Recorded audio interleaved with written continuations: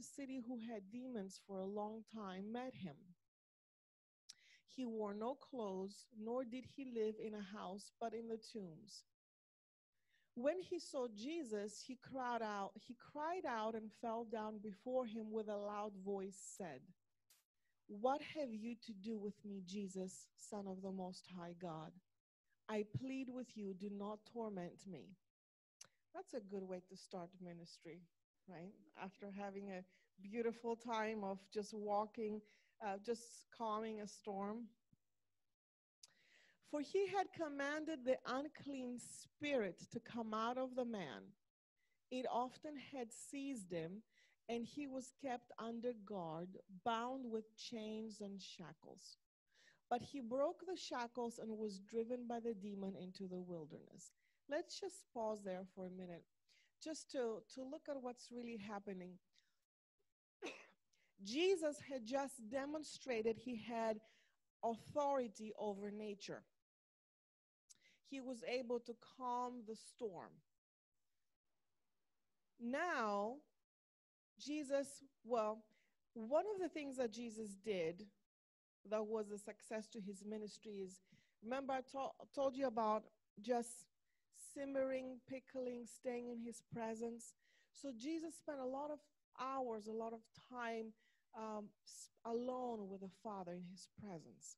So when he came out of being, alone with the Father and he was with the crowds, really what oozed out of him was just the very essence, the fragrance, and who the Father was just like on Jesus, in Jesus. Jesus walked, and everybody who encountered Jesus really encountered the heart of the Father. So it was one of those moments that he did the miracle. He calmed the storm, and then he comes to a country that was primarily, it was across from the Sea of Galilee. It was a city that was primarily inhabited by Gentiles, because Decapolis was there, another city, and it was primarily a Gentile city, which is why there was I'll tell you later why, but let's just put a pause on that. So now Jesus steps out of the on land from the boat, and he was greeted by a man who was overcome by demonic spirits. And Jesus had a direct confrontation with the enemy. First, he has a direct confrontation with something that's happening in nature, with a storm. He confronts the storm, and storm has no chance. Storm stops. So here, again, he has a direct face-to-face confrontation with a man that's possessed with demons. So he had demons for a long time, so much so that he wore no clothes, and he didn't live in a house, but in the tombs.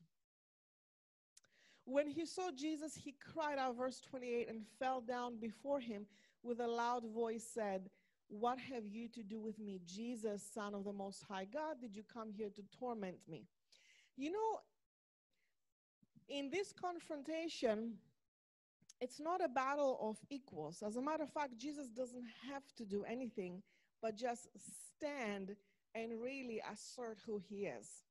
All Jesus has to do is be Jesus. And then the enemy is really not a threat to the Lord. So not only that, but the enemy knows a lot about Jesus. He knows who he is. He knows his function. He even goes as far as to say, "Well, did you come here to torment me?" Mark also describes this parable, and in the book of Mark it says, "Have you come to mess with us before our time?" So the enemy knows that there is judgment, and the enemy knows that his time is limited, that he will be forever cast into the abyss. And the spirits really want to possess, and they know that Jesus can do whatever he wants. It often amazes me how the devil and all his demons are so aware of the authority that God has, so much so that if we really understood what the enemy understands, wow, how much of an eye-opening that would be. One time I was in a deliverance and session. You used to make this with appointments back then. And then as I was confronting the evil spirit in front of me, you know, the spirit looked at me and said, you Christians are so stupid. You don't know the authority you carry. Said, first of all, I'm thinking, don't disrespect me like that. And second of all, you talk too much, you know. So, but guess what? That spirit was right. It was a very chatty spirit, but was very right. Looked at me and said, you're stupid. You don't know what the authority is. I was thinking, thanks for letting me know. Your time's up now. You can go. But, you see, it's not really a battle between equals. Why did the Spirit say that to me? Well, why did that Spirit say that to Jesus? The Spirit said, hey, did you come here to torment me? It's amazing to me how the evil spirits are so evil they can't help themselves but to confess what's true. Because, see, it's not a battle of equals. So there is a direct confrontation when the enemy sees the superiority of the authority that Jesus has over him. So he can't help himself but to say that. It really amazes me that if we understood the truth as the enemy understands the truth, then the truth could set us free. You know, my son Aaron goes, well, Mom, why can't the devil repent? I said, I don't know. Take it up with God, Aaron. I can't. Well, why can't he just become a good guy? I said, he had a chance, but, then I had to introduce to him the issue of free will. I said, he had his chance. He chose not to. Well, why can't he repent? I said, well, he had his time to repent. So now there's judgment. So that's that with that debate there. But look at that. The enemy, the demons say, do not torment me. So the demons understood that Jesus had the power to do what he pleased with the enemy. And do we understand that Jesus has this power to do what he pleases? Some Christians say, yeah, I understand that Jesus has the power to do what he pleases. But the problem is sometimes the debate in our mind is, what does he really please? What really pleases Jesus? And I want to show you a little bit his heart through this parable. Because what amazes me about this parable is not just the superiority of his authority and his power. He doesn't even debate with the enemy. He doesn't yell. I imagine he doesn't go, in other words, Jesus is not going into a screaming match with the enemy. Get out! He doesn't say that, He could, but my point is, it's not a battle. He amazes me that Jesus does not get into a power struggle with the enemy. How many times do we as Christians get into power struggles? I found out something very interesting about power struggles. People who get into power struggles is because they're not convinced of how powerful they really are. So have you ever gotten into a power struggle with your teenager or with anyone? Sometimes my clients like to get into power struggles with me. I've had a few of those. One time a client said to me, well, there's many occasions, but I give you these examples just to tell you how we minister out of this freedom and the authority that God has given us. You know, well, I like the smart ones because I like to always debate and to always like challenge. And had this person who went to law school, very good debater, very good lawyer type law school debater, who debated me about my observations. So he said to me, well, I realized that in our last session we battled between logic. I said, I'm not battling with you. I said, why am I going to battle with you? I'm not depressed. You're depressed. I said, I'm just observing what you're telling me. And I said, another thing, I said, why does my opinion really matter to you so much? What I think doesn't really matter because I'm not depressed. You are. What's really interesting here is what you think. I said, I'm not battling for who's smarter or whose opinion is. I said, I'm just making observations of what I'm seeing. I said, if you don't like what I'm observing, why don't you tell me what you think? Besides, we're here to examine your thoughts, not mine. Remember, you came to me because you're depressed. So my thoughts don't matter. Let's look at yours. So I'm not battling. I'm not fighting. What am I fighting for? I'm not trying to change my depression. I'm trying to help. So I'm saying this because Jesus has nothing to fight for because he operates out of a position of authority. Out of a position, the issue of authority is already settled in his mind. See, when you go out to do ministry, whether it is you preach the gospel, you heal the sick, whether it is you confront the enemy one-on-one, right?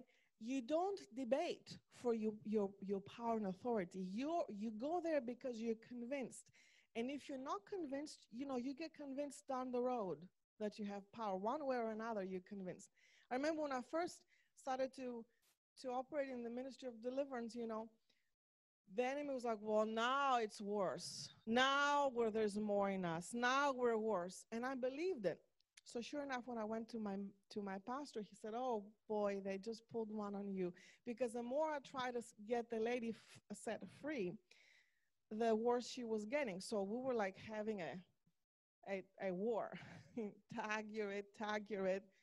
Finally I got tired. I went back. The pastor said, well, was one way to learn.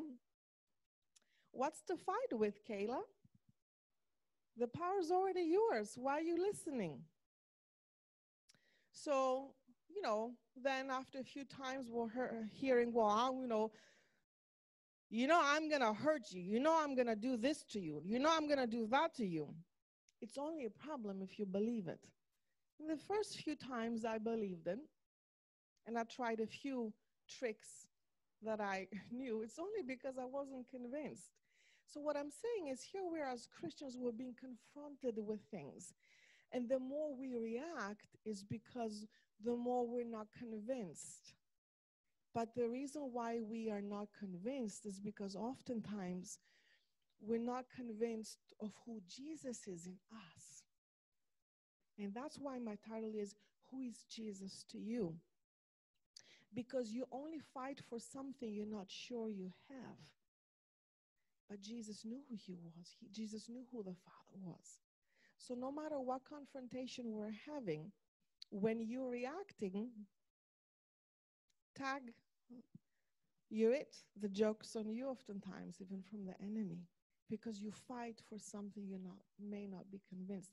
And oftentimes, the church fights, gets into these power struggles, into these conflicts. Why? Because the issue is oftentimes not settled in our hearts of who Jesus is. But guess what? Even starting out in ministry and just being confronted with a lot of different characters, and being threatened. I had one lady in my office, she came with marital counseling. The husband, very abusive to her, verbally, emotionally, the whole 9 yards. So So I was reflecting on the husband's statements. So the husband said, obviously, this is a stupid counselor. We need to get up and leave.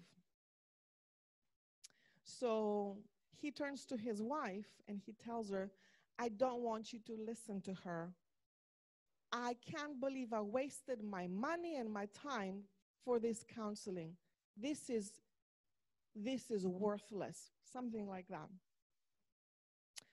So, but the problem, he was not really the problem, to be honest with you. You know, he was actually being honest with what he felt about me. The problem was that his wife was my main client. The problem was her will. She came to me because she was very anxious, depressed. She wanted to be set free, but she wasn't convinced about who she was and about who her husband was. So she came to me for help. So I said, won't you come with your husband? You know, we need to get to the bottom of this. So then when he voiced his opinion and I reflected on what he was saying, he didn't like it. But the problem wasn't him. The problem was her, what she would believe. Would she believe that I was a stupid, worthless counselor that lied about what I was observing? Or would she believe her abuser husband? She sat in my couch. She had a choice to make. Will I believe this counselor who has no reason to lie? I'm paying her for him. Or would I believe this man that is verbally, emotionally abusing me and ripping me apart in front of this counselor? And you know what happened? Fear kept her back. She was so afraid of being alone. She was so afraid of living alone without the man that she loved so much. She looked at me. I looked at her and I said, well, this is what your husband said. What's your opinion? She said, well, I have to listen to what he's saying. So then her husband said, come on, we need to go. Get her up, gets her up from the couch, walking out. He turns to me, he says, don't you ever talk to my wife again. He threatened me. He said, if I hear that you talk to my wife, we're going to have a problem. I turned to his wife, not to him, because he was never my threat. I turned to his wife and I said to her out loud in front of him so he can hear me. I said to her, if you ever need me, you know where to find me. He grabbed her, he just rushed her out of the office. She looked at me, knowing that I was saying the truth, but she was too afraid to listen to the truth. You know what happens in a case like this? She goes back to her husband. He abuses her a little bit more until she can't live with it anymore. And then she needs an emergency counseling and emergency help, which, you know, God is loving. He gets it. But why am I giving you this example? The problem is never the devil. The problem is never the one who does the abuse. The problem is the will. Marisol shared earlier about BS is to surrender the S, and the B was Marisol, the brokenness.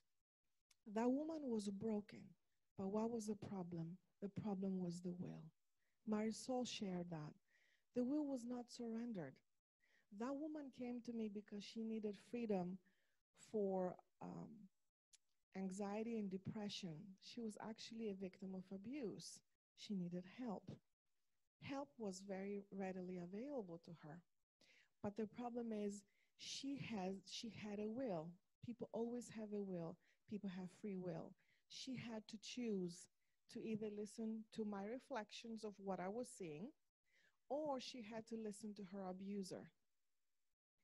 I couldn't set that woman free. I couldn't even minister to her. I couldn't pray for her. I couldn't talk to her. Why? because to she chose to bow down to fear. Her will was not given over to truth. So there's nothing I could do. The only thing I could do was pray for her. Do you understand? So the enemy is not really the biggest bully here. Why? Because you realize the enemy can't bully Jesus. Why? Because he was forever settled in his identity. But look at how the story goes on. Look at this for a moment. Verse 29. He had commanded the unclean spirit to come out. And then when he commanded the spirits to come out, the spirit said, man, you really came to torment me. Because he knew his time was limited. He knew judgment was coming. He knew a lot of things. And he says, man, what do you have to do with me, Jesus? We already know that you have power and I don't. I know it, you know it. Why? The issue was settled. But guess what? Look at the power that spirit had on that man. It often had seized him. He was kept under guard, bound with chains and shackles. But guess what? That man was bound with chains and shackles because he was out of his mind. He was sleeping in the tombs. He didn't have a house. He didn't wear clothes. And the spirit was so powerful inside of him that actually he would break the chains and break the shackles. Moral of the story, don't ever fight a demon. You physically, you won't win. You fight with authority. Don't ever pick fights like that. You know, just with one word, the chains are broken. So I'm saying this to say, oftentimes in the church and in ministry, we try to do things that were already done. So all we need to do is speak with authority because we have this settled of identity, the issue of identity settled in us. So that's what Jesus did, you know. I'm sure the mercy ministry and the caring ministry took care of all the, clothe them and all that. But something needs to be settled here, right? And what needs to be settled is the battle is not between equals. And I want to say this to you. As we were worshiping earlier, the Lord spoke to me, and he said to me, tell my people that there are fruits that are ripe and ready to pick up in their lives, and some of them their lives, but they haven't done it so. And what I saw was that for some of you, your breakthrough has come. And your breakthrough is like the big, juicy, ripe cherry on a cherry tree. We used to have a cherry farm in Greece. I know what it looks like when it's ready, ripe, and ready to come out, to be picked. So I saw in my spirit that for some of you, the fruit is ripe, is ready to be picked, but you haven't picked it yet. And the Lord told me to tell you, go pick up the fruit because it's ripe. It's your breakthrough. Is the result of your prayers. Is the result of you stood by faith, you fought the good fight of faith. It's ripe, but you haven't picked it up. You haven't claimed it. It's kind of like Amazon sends you a package and you never pick it up. And that's what I saw in my spirit for some of you. You prayed, you believed for your breakthrough. All you have to do is just go pick it up. Pick up that ready fruit. Pick up the thing that the Lord has given you, your breakthrough. And the Lord told me to remind you, pick up your present, pick up your breakthrough, pick up the readiness of that which you've prayed for. Because what good is it if it's ripe, if it's ready, all you have to do is just now reach out and take the small risk of reaching out to pick it up. But you may say, well, what does that look like practically? This is what it may look like. Maybe someone you've been praying for a long time and you haven't had this this moment of come to Jesus moment, or just to say, hey, I've been ministering to you for a long time. For some of you, that's the time for you to go demand in a nice, meek, gentle, and firm way, demand the result of your ministry, the result of your prayer. Don't be afraid, right? That's what I feel that this is something that I wanted to share with you, that the Lord said, I've given them the breakthrough. They have not they have not acted out on it. They haven't talked to that person. They haven't really um, picked up what's freely theirs, right?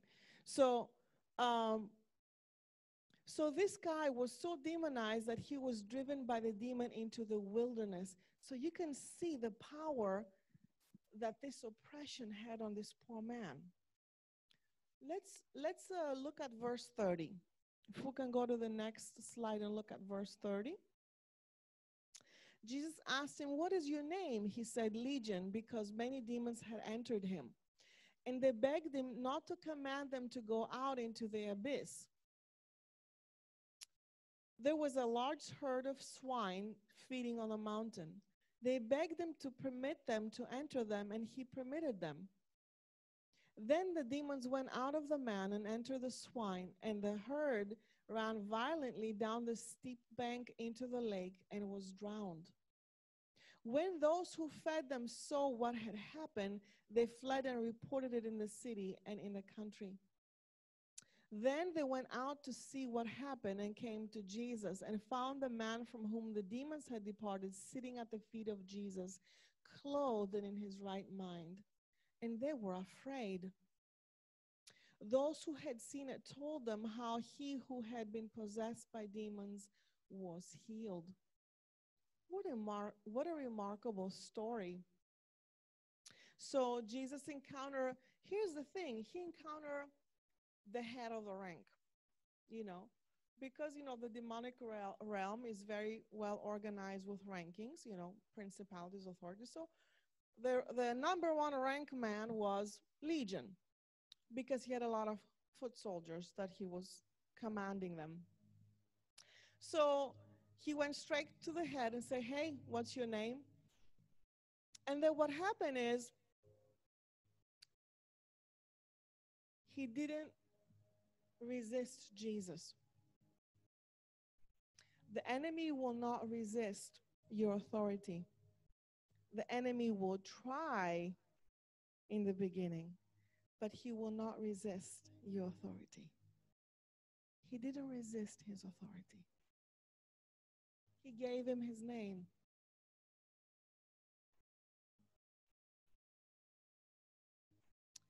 Here's the thing that I marvel about Jesus. I looked at the way he did miracles, and I look at his miracles often because the miracles always point out to his heart. Every miracle that Jesus did was a demonstration of the heart of the Father. And this is a remarkable demonstration of power and meekness. Power and meekness. What was the meekness in this?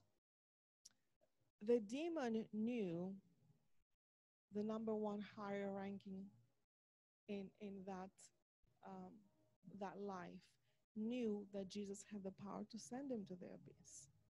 He knew that Jesus could do whatever he wanted. Jesus said, "Okay, I will send you somewhere else." Jesus is not a bully. He was not a bully with his enemies. He didn't bully the demon. But the demon had a perfect surrender. How amazing it would be if we surrendered to Jesus the way demons surrendered to him. It was not a war back and forth. It was not a fight of resistance, but there was a perfect surrender. There was a perfect fear, and fear and respect that the enemy, the demons, had towards Jesus. So oftentimes, some of my colleagues that, they do counseling, they say, oh man, it's one thing I don't want to ever deal with is just the darkness. I'm thinking, first of all, you're dealing with darkness whether you want to, admit it or not.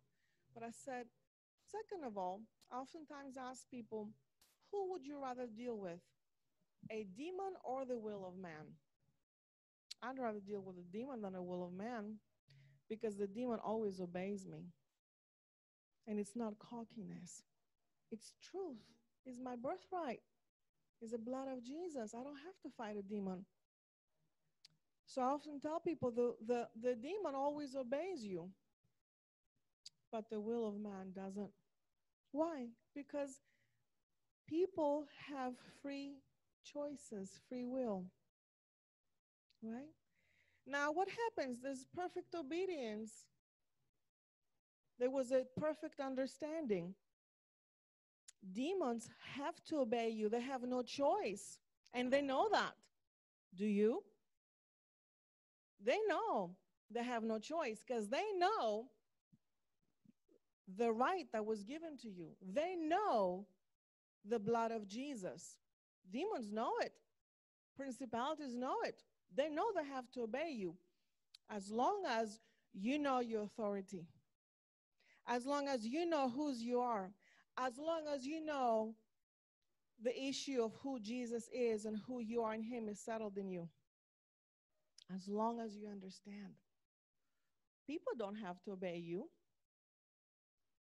Why? They have free will. Now, imagine how meek, how sweet, how gentle, and how gracious Jesus is. He tells Legion, go ahead, go to the swine. He deserved to go to the abyss. He sent him to the swines.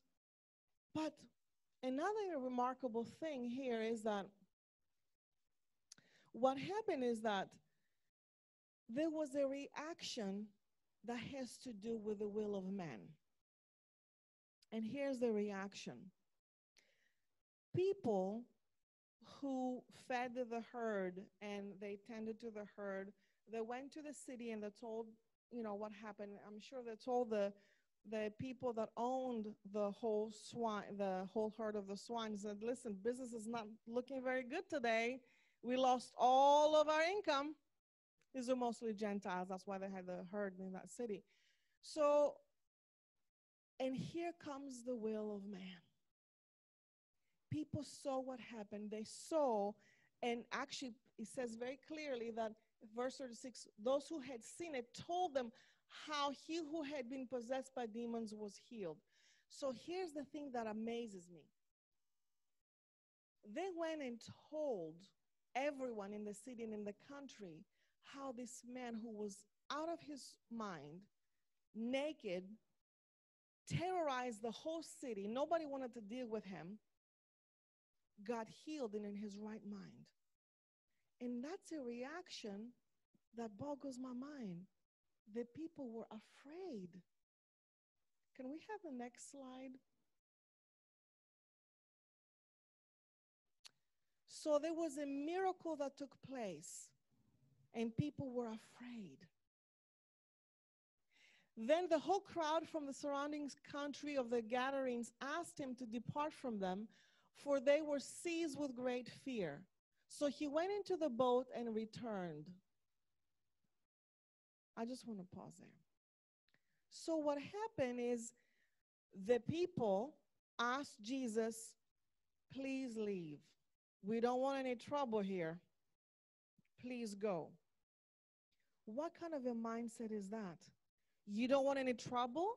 You had legions of demons. There was a naked man that was terrorizing everyone. You couldn't go past him. You had to change road if you run across him. You don't want any trouble? What was going on in their mind?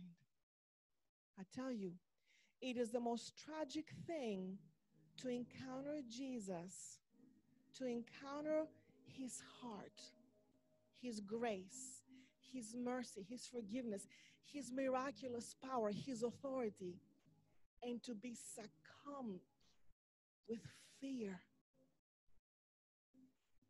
Were they supposed to be afraid of Jesus? They should have been afraid of the legion, and they were. But in comparison, legion, Jesus, legion, Jesus. You would think the choice would be easy, right? The will of man is free. You can't do anything. What did Jesus do? Did he do like, let's call fire to come down like Peter John had suggested before? Again, Jesus shows his heart. He listened to them. We want you to leave. We don't want any trouble here. We're scared. Leave. Jesus says, okay, I'm going to leave. You know, if you read on to the rest of the chapters of this gospel, you know, Jesus then goes to his hometown and he does a few miracles, but not a lot. I'm sharing this with you guys because this is what I want to get across. Your will, your opinion of Jesus matters. Is the difference between your freedom and your oppression. Is the difference between what you will possess and what you will not possess. It's a difference between how you're going to live and how you're going to influence those around you. This issue of who Jesus is has to be settled. And I know that oftentimes there's so many miracles that take place. Do you know, I have prayed and I have seen a lot of people who got healed right in my office.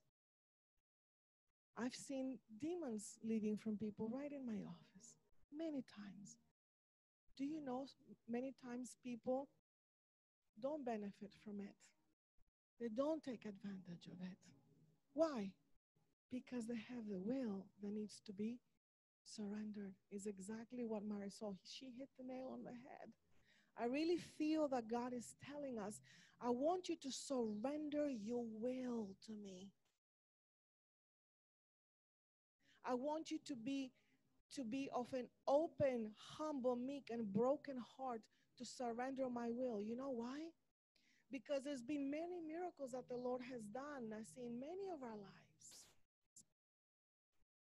Let's take advantage to remember the heart of God through these miracles. Because if not, what happens is whatever preoccupied you before the miracle, it tends to get worse. And I'm not saying this to scare you. It's very simple and practical. I like simple and practical things.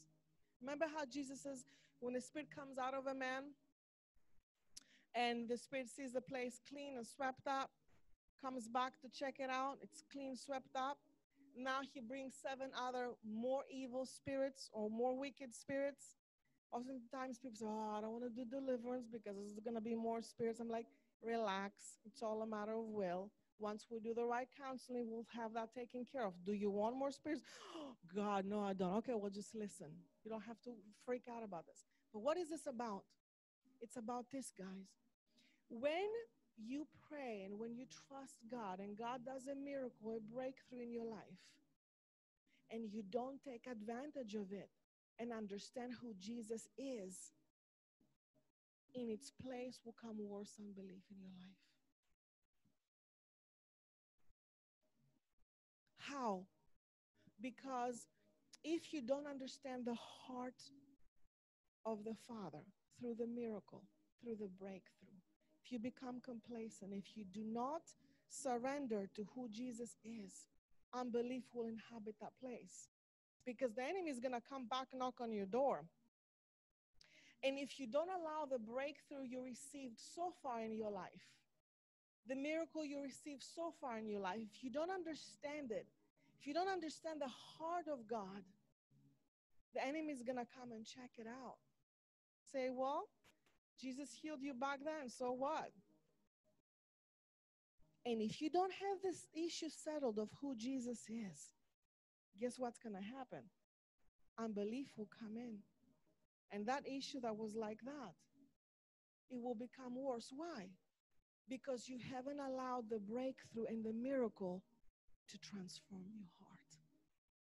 Every time God performs a miracle, there is a responsibility on my behalf and on your behalf to learn the heart of the Father and to replicate that into the world and to demonstrate it. And when we don't, unbelief comes in. And next time someone tells you about a miracle, you become like, oh, no, I've seen that before. Then nothing happens. And it becomes worse because now you even more unbroken. You even more, you have more of a complacent heart. And Jesus says, with a complacent heart, I can't do anything. The lady that walked out of my office, choosing to live with the abuser instead of believing what I said to her, I spent hours and hours and hours of counseling, speaking to her the truth, why she has no right to be abused, why people shouldn't talk to her like that, her self-worth, a whole 9 yards. She took a look at me and she said, Kayla, I don't want to live without this man. I'm scared to find out who I am. I'm scared to take a risk to find out who Jesus is in my life. She walked right out with a man that would beat the life and hell out of her. She chose not to. I'm sure soon enough there will come a day when she'll be like, I'm tired of being beaten up. But it doesn't have to come to that. It doesn't have to come, does not have to become 7 times worse. Why am I sharing with you this message today? Miracles are important. Everything that Jesus demonstrates is important. Everything he does is important. Every breakthrough is important. Why? Because you're supposed to come very close in sync with his heart. Surrender or learn. God's miracles, God's power, God's authority have the purpose to consume you with who Jesus is. And when they don't, unbelief comes in, complacency comes in, and then you become harder for God to break through and to mold and to use. Do you understand? Let's stand.